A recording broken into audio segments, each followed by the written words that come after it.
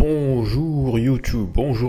Aujourd'hui, je souhaite faire une vidéo pour essayer de voir avec vous comment est-ce que on peut utiliser ChatGPT pour apprendre les langues et en particulier l'anglais. Mais avant ça, je vous propose de consulter un document donc du ministère de l'Éducation nationale sur ce qu'on appelle le référentiel, le cadre commun, le cadre européen commun de référence pour les langues, le CECRL, qui est utilisé pas seulement à l'école, mais qui est utilisé de plus en plus pour pouvoir essayer de calibrer, essayer de distinguer les différentes catégories de niveau de langue. Donc on va voir ça ensemble, et on voit que c'est une mise à jour qui est assez récente du 23 mai. De mai 2023, je ne sais plus parler. Donc le cadre européen commun de référence pour les langues, le CECRL. Présentation du cadre européen commun de référence pour les langues, apprendre, enseigner, évaluer, CERCL, et de son volume complémentaire. Alors le CECRL, une base européenne pour l'enseignement des langues, donc ça veut dire aussi que normalement dans tous les pays d'Europe, ils doivent suivre plus ou moins ce référentiel. Le cadre européen commun de référence pour les langues, CECRL, est le fruit de plusieurs années de recherche linguistique menées par des experts des États membres du Conseil de l'Europe. Publié en 2001, donc ça fait déjà 22 ans, il constitue une approche totalement nouvelle qui a pour but de repenser les objectifs et les méthodes d'enseignement des langues, et surtout, il fournit une base commune pour la conception de programmes, de diplômes et de certificats. En ce sens, il est susceptible de favoriser la mobilité éducative et professionnelle. Donc on voit que ici, c'est quand même un souci plus d'évaluation plutôt que véritablement de compétences. En 2018, un volume complémentaire avec de nouveaux descriptifs a été publié. Le volume complémentaire introduit de nouvelles échelles absentes de la version de 2001 concernant la médiation et la compétence plurilingue pluriculturelle, des descriptions plus complètes des échelles pour la compréhension orale et écrite, des descripteurs pour d'autres activités communicatives telles que l'interaction en ligne, la réaction à des textes d'écriture créative et à la littérature, un enrichissement de la description des niveaux A1, notamment le niveau pré-A1 et les niveaux C, particulièrement C2. Il ne s'agit ni de manuel ni de référentiel de langue, ce qui est assez rigolo pour un cadre européen de référence, que ça ne soit pas un référentiel.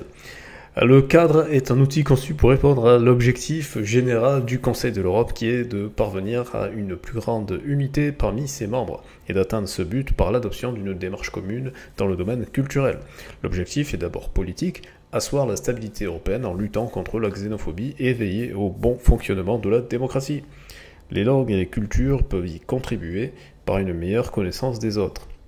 On passe d'une logique de maîtrise quasi totale d'une ou plusieurs langues à une logique d'interaction entre différentes langues, quel que soit le niveau de maîtrise de ces dernières. Bon, ça m'a l'air d'être un petit peu du charabia. Des niveaux communs de référence de A1 à C2.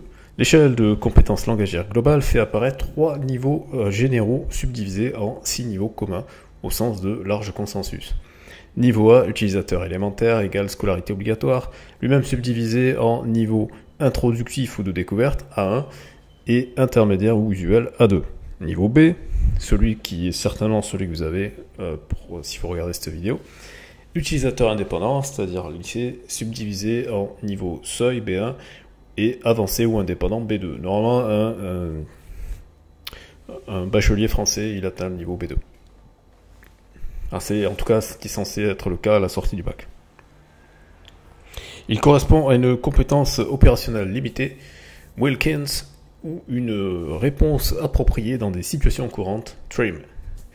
Niveau C, utilisateur expérimenté, subdivisé en C1 autonome et C2 maîtrise. Bon là c'est le Graal, C2, très peu de gens atteignent ce niveau. Voilà, bon je vais pas vous lire tout le document, blablabla. Voilà, C2 ne doit pas être confondu avec la compétence langagière du locuteur natif. Celle-ci se situe au-delà et ne peut donc plus constituer le modèle idéal à partir duquel est évaluée la compétence en langue des élèves. Ouais, donc vous voyez, c'est toujours ce côté un petit peu très scolaire quand même.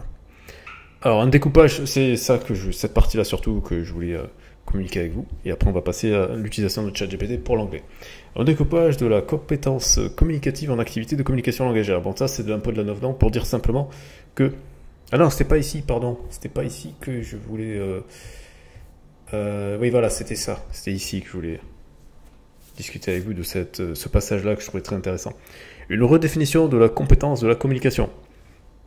La redéfinition de la compétence de communication prend en compte plusieurs composantes hiérarchisées de 1 à C2, bon, ça on s'en fout un peu. La composante linguistique, la composante socio-linguistique et la composante pragmatique. Et définissons ces trois termes qui sont les termes qui sont utilisés en linguistique, justement, donc ce sont des termes scientifiques. La composante linguistique est induite par la nature des tâches et des situations de communication. Elle a trait au savoir et savoir-faire relatif au lexique, à la syntaxe et à la phonologie. La phonologie, c'est la prononciation. La composante socio-linguistique, très proche de la compétence socio-culturelle, est à prendre en compte car la langue, dans ce qu'on en fait, est un phénomène social. Parler n'est pas uniquement faire des phrases, entre en jeu ici des traits relatifs à l'usage de la langue, marqueurs de relations sociales, règles de politesse, expression de la sagesse populaire, dialecte et accent. La composante pragmatique renvoie à l'approche actionnelle et au choix de stratégies discursives pour atteindre un but précis, organisé, adapté, structurer le discours. Elle fait le lien entre le locuteur et la situation. Les composantes sociolinguistiques et pragmatiques font rarement partie des enseignements en milieu scolaire. Eh oui, c'est bien ça le problème. On fait comme si elles préexistaient de façon innée, mais sont par contre évaluées donc sans véritable entraînement, lors d'entretien ou de passation d'épreuves d'examen au concours, la composante pragmatique notamment. Donc c'est ça le plus important en fait. Hein. C'est ces deux dernières que vous devez travailler en priorité, le sociolinguistique et le pragmatique. Communiquer, c'est utiliser un code linguistique, compétences linguistiques, blablabla, blablabla. Ok, alors maintenant on va aller sur ChatGPT et on va lui demander d'abord déjà est-ce qu'il connaît le CE-CRL. Connais-tu le CE-CRL?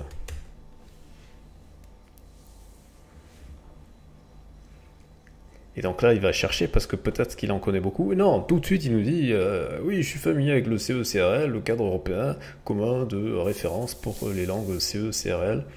Est un standard international développé par le Conseil de l'Europe pour évaluer les compétences en langue étrangère. Il fournit une description détaillée des niveaux de maîtrise des langues allant de A1 débutant à C2, compétences le plus avancées. Peux-tu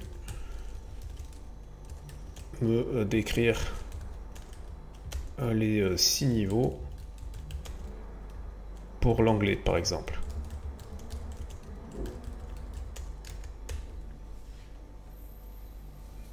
Bien sûr, aussi une description des 6 niveaux du cadre européen commun de référence pour les langues pour l'anglais. Niveau 1, débutant. À ce niveau, vous pouvez comprendre et utiliser des expressions familières et des exemples simples pour communiquer des besoins de base. Vous pouvez vous présenter, poser des questions simples, interagir dans des situations quotidiennes.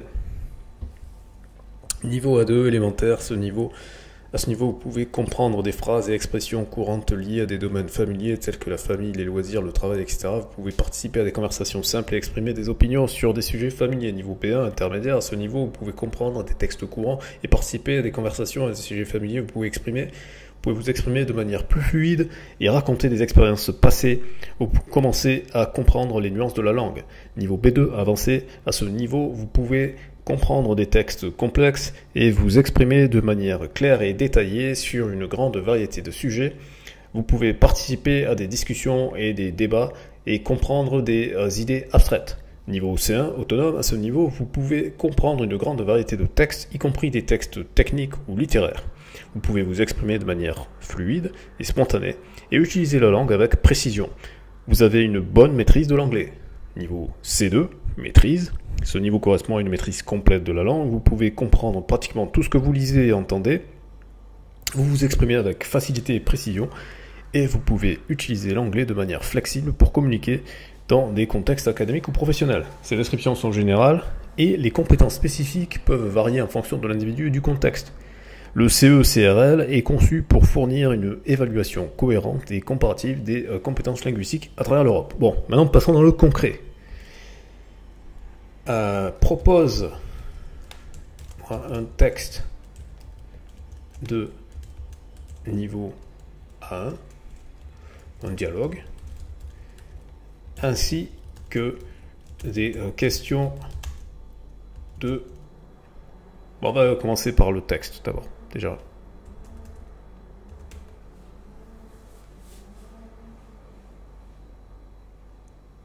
Non, mais il a pas compris. Il faut vraiment être précis, hein, vous voyez. Non, ce n'est pas ce que je cherchais. Parce que je voulais que tu me donnes un texte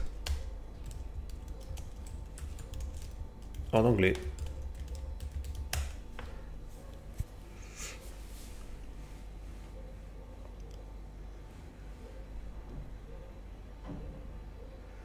Voilà, donc person A, hi, how are you?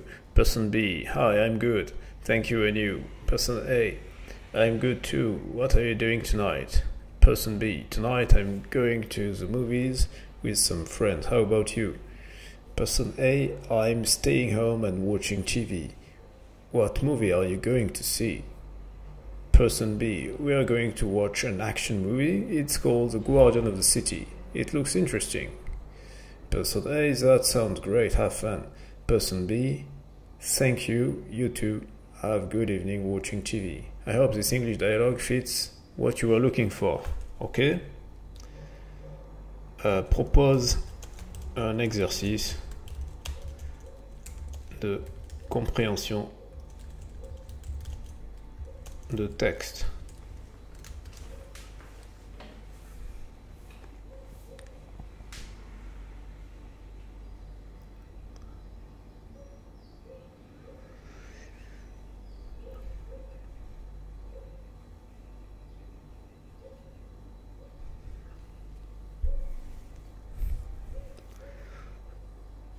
Voilà, c'est très bien parce qu'il a proposé un exercice avec les réponses. Donc on va faire sans les réponses d'abord. Alors, voici un exercice de compréhension de texte en anglais. Lis le texte suivant et réponds aux questions qui suivent. Sarah loves animals. Her favorite animal is a dog. She has a pet dog named Max. Max is a brown Labrador retriever with a friendly personality. Sarah takes Max for walks in the park every day. They enjoy playing fetch with a ball. Max is very obedient and knows many tricks. Sarah and Max are best friends. Question: what is Sarah's favorite animal? So, her favorite animal is a dog. What is the name of Sarah's pet dog? She has a pet dog named Max. What breed is Max? Max is a brown Labrador retriever. Where do Sarah and Max go for walks? Sarah takes Max for walks in the park. What do Sarah and Max enjoy doing in the park? They enjoy playing fetch with a ball. Is Max obedient? Max is very obedient. What is the relationship between Sarah and Max? They are best friends. Donc les réponses proposées: Sarah's favorite animal is a dog. Sarah's pet dog's name is Max. Max is a brown Labrador retriever. Sarah and Max go for a walk in the park. Sarah and Max enjoy playing fetch with a ball, etc., etc. Ok. Merci de traduire en français tout ce que tu viens d'écrire.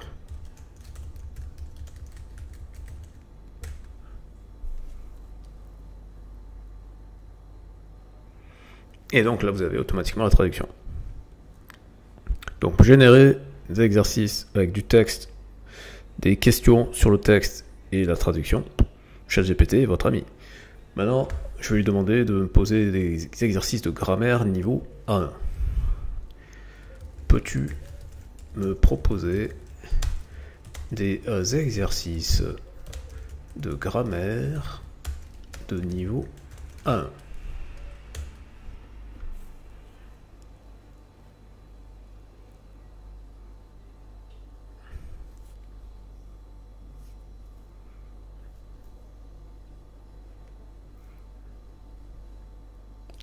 Donc là, il réfléchit un petit peu. Je précise au cas où, parce que je n'ai pas spécialement expliqué, j'utilise la version gratuite, donc 3.5 de ChatGPT. Donc ça veut dire que tout le monde peut le faire. Comme vous voyez, hein, c'est la version de mai 2023.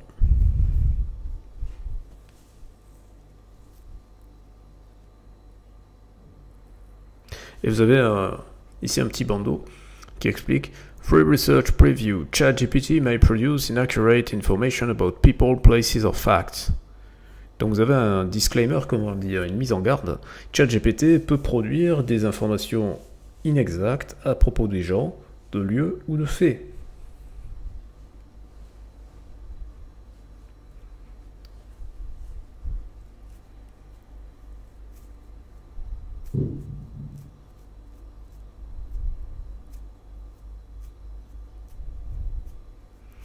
Là, je sais pas pourquoi il met autant de temps à chercher. C'est bizarre, mais on va voir.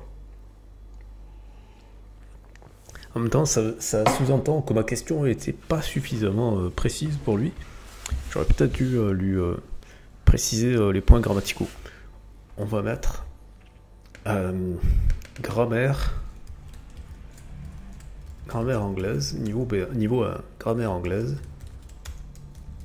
Niveau 1, qu'est-ce que nous dit Google? Enfin, c'est pas Google, c'est Start Page, mais c'est pareil.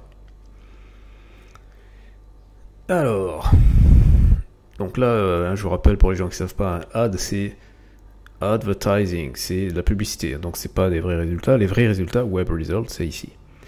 Alors on va aller voir grammaire EducaStream.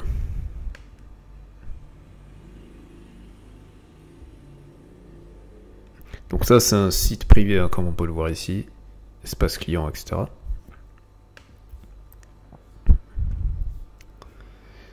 Et donc là tout de suite ils nous disent ce qu'ils vendent en fait.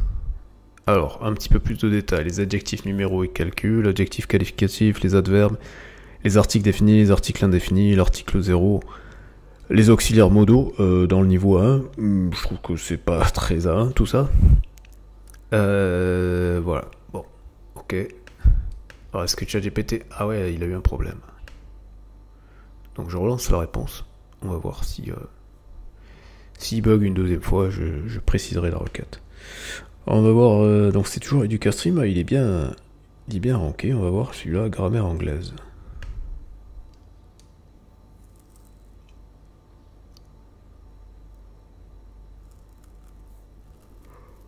Grammaire anglaise à la carte.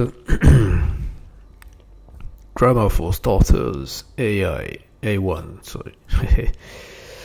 Alors, vous débutez ou presque le livre Grammar for Starters. Bon, ça c'est la fin de la période que je me suis fixé de faire des vidéos de moins de 20 minutes. Bon, on tombe direct sur du contenu très commercial, tout de suite. On n'a même pas un site qui référence quelles seraient les choses à savoir.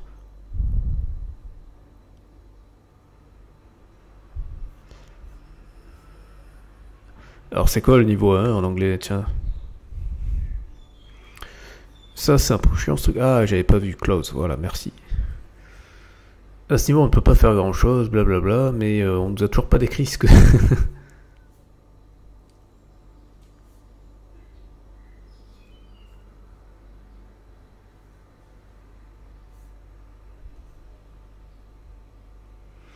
Ouais, c'est... Ah, voilà, un peu plus précis. Le verbe to be, ouais. L'impératif, ouais. Question forms. Present simple, present continuous. Past simple. Going to, ouais. Ouais, bon, bah ce sera dans la prochaine vidéo. Ah ouais, ChatGPT a merdé. Hein. ChatGPT a merdé, on va rafraîchir la page. Je vais tenter une dernière requête. Donc je reprends la conversation parce que je veux qu'il ait l'historique. Peux-tu proposer des exercices de grammaire sur la conjugaison? J'écrivais en anglais, conjugation. De niveau 1 Voilà, vous avez, il manquait la précision de ce qu'il fallait travailler. Et là, il a été tout de suite très très rapide. Ouais. Voilà. Et donc, il propose des exercices à trous avec les réponses. Donc, c'est très très bien pour s'entraîner. Donc, on a vu que ChatGPT est tout à fait opérationnel pour le niveau 1 et on peut lui demander combien de mots doit-on connaître pour atteindre le niveau A1 en anglais. Donc là, c'est la dernière question, c'est sur le vocabulaire. Il faut entre 300 et 500 mots. Ok.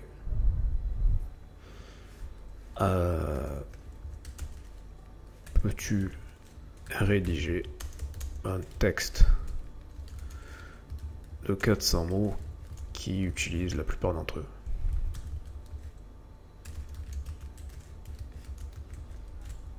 Et je finirai là-dessus.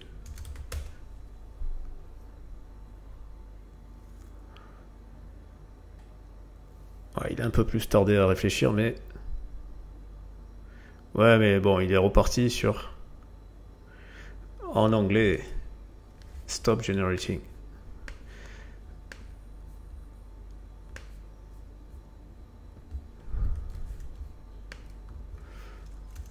En anglais.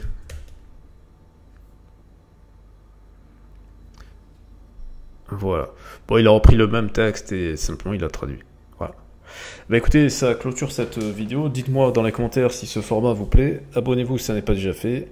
Mettez un pouce vers le haut. Dites-moi dans les commentaires si vous avez déjà testé ChatGPT de cette façon-là, si vous n'y aviez pas pensé, si ça vous aide, etc. etc. C'est l'espace des commentaires est fait pour vous, pour que vous puissiez exprimer ce que vous voulez voir sur cette chaîne. Et bien à très bientôt.